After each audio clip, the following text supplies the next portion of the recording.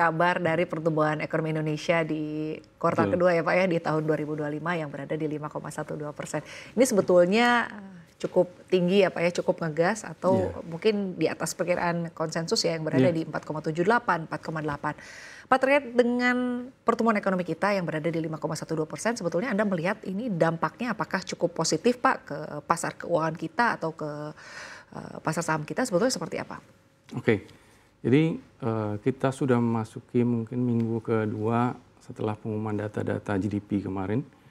Dan kalau kita lihat respon pasar cukup positif ya, baik di pasar saham maupun di pasar obligasi.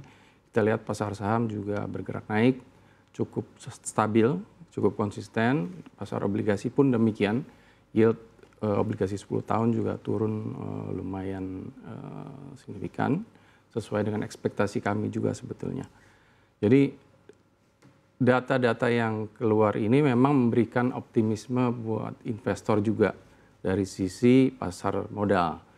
Dan pertumbuhan ekonomi yang solid ini dapat menarik masuknya modal asing ke dalam negeri. Aliran dana ini dapat memperkuat nilai tukar rupiah terhadap mata uang asing kita.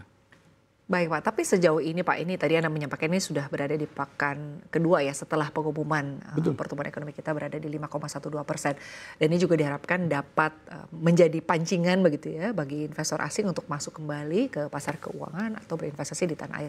Tapi sejauh ini Pak, dari beberapa hari setelah pengumuman ini Pak, seperti apa sebetulnya investor asing melihat atau juga mungkin apakah sudah ada dana asing yang masuk cukup signifikan Pak secara angka? Iya. Sejauh ini memang kita melihat dalam seminggu terakhir arus dana terutama dari investor asing ke pasar modal Indonesia cukup bergerak positif ya, baik di pasar saham, pasar obligasi, itu juga flow-nya lumayan positif dan investor sepertinya merespon data-data yang keluar dari GDP ini dengan reaksi yang positif. Dan sebetulnya memang sesuai dengan perkiraan kami juga bahwa di tahun ini pergerakannya akan didominasi oleh instrumen-instrumen yang berbasis suku bunga. Karena ekspektasi terhadap penurunan tingkat suku bunga ke depan. Baik, tadi Anda menyampaikan bahwa akan lebih didominasi oleh instrumen-instrumen yang berbasis suku bunga. Tapi sebetulnya saat ini Pak, di tengah dinamika ekonomi global, walaupun pertumbuhan ekonomi kita melesat cukup baik begitu ya Pak ya, appetite dari para investor itu sebetulnya untuk berinvestasi di instrumen-instrumen apa sih Pak? Nah ini menarik Mbak Sinta, karena kalau kita melihat data historis dalam beberapa periode terakhir, memang situasi sekarang ini memunculkan satu ketidakpastian yang cukup tinggi.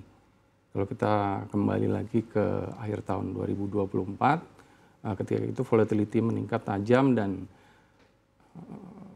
respon dari market ini juga cukup negatif pada waktu itu. Dan seperti kita tahu, seperti kita ketahui bersama bahwa investor itu memang sangat berusaha untuk menghindari faktor ketidakpastian. Nah, di KISI sendiri memang kita berusaha untuk mengantisipasi perubahan-perubahan yang terjadi seperti ini. Sehingga kita juga berusaha untuk mengedepankan produk-produk yang sesuai dengan minat dari market sendiri. Saat ini kita punya beberapa produk yang berbasis suku bunga dan so far memang pertumbuhannya cukup positif. Baik Pak, lalu selanjutnya Pak, untuk pelaku pasar sendiri ya, sebetulnya yang menjadi sorotan di tengah pencapaian atau di tengah pertumbuhan ekonomi Indonesia saat ini seperti apa? Tadi Anda menyampaikan memang kalau dilihat dari sisi kekhawatiran tentunya para pelaku pasar posisinya saat ini wait and see dan juga tetap berjaga-jaga begitu ya Pak ya gitu. Cukup volatile begitu pasar keuangan dan juga pasar saham kita. Tapi selain daripada itu Pak, sebetulnya apa sih yang menjadi kekhawatiran atau yang menjadi sorotan dari para investor untuk saat ini?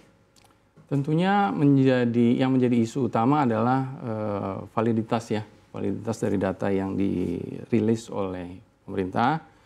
Namun kalau kita perhatikan lebih detail, memang ada beberapa, jadi kalau kita upamakan GDP itu sebagai satu formula, ada beberapa kantong-kantong yang memberikan pertumbuhan yang positif dan memang ada beberapa yang memberikan pertumbuhan negatif, yang di bawah perkiraan, bukan negatif, sorry, di bawah perkiraan.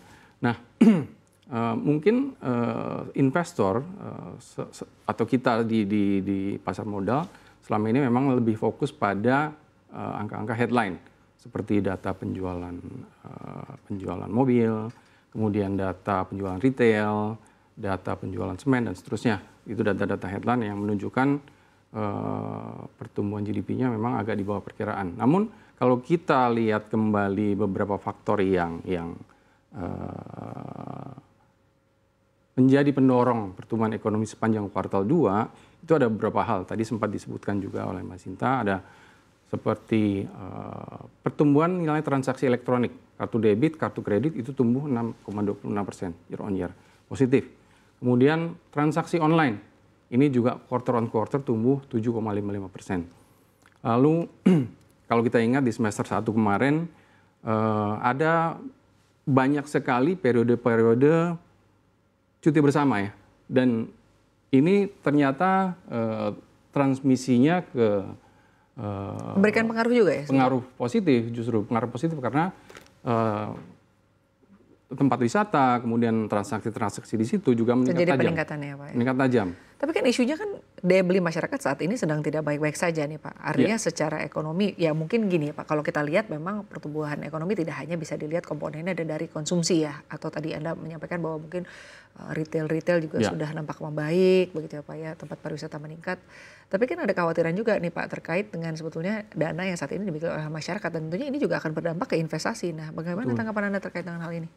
Nah, memang menurut kita investor juga harus bijaksana ya dalam melihat risiko dan opportunity. Jadi untuk saat ini saya pikir investor juga lebih preferensi dari investor itu lebih ke arah produk-produk atau instrumen yang memiliki risiko yang lebih terukur, sementara memberikan tingkat imbal hasil yang cukup kompetitif juga.